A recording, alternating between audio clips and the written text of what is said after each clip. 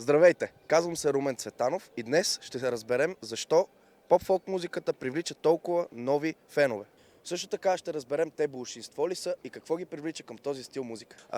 Според вас, чалга културата, чалга клиповете и като цяло чалгата промени ли ценностната система на младежите?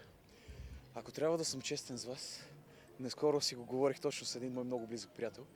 И за да бъда максимално точен, ще ви кажа, че в последно време някои хора не хващат истинската емоция, която такива песни още и на времето, не че съм чак толкова старше да знам, но това, което съм чувал, е, че не се хваща с истинската и правилната емоция на съответните песни, както на времето, които са предавали на толкова много хора, а вече основно влизат в пишности и не толкова смисъл.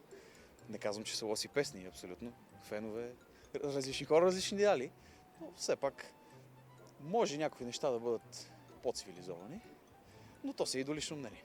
Да, естествено. По какъв начин? Може би до голяма степен пагубен. Пагубен. Да. Пагубен.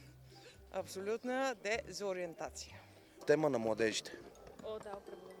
По какъв начин? В какво се изразява тази промяна? Изразява се. Преди хората не бяха такива. В смисъл, не беше важно да имаш мигли, джуки. Може би да, защото там начинът, по който се показва жената, е доста, така да кажем, интимен. И в смисъл малки деца го гледат това нещо, така че доста променя начинът, по който гледат на жената. Мисля, че жените трябва да могат да си се изразяват себе си както могат, да си се разголват колкото искат.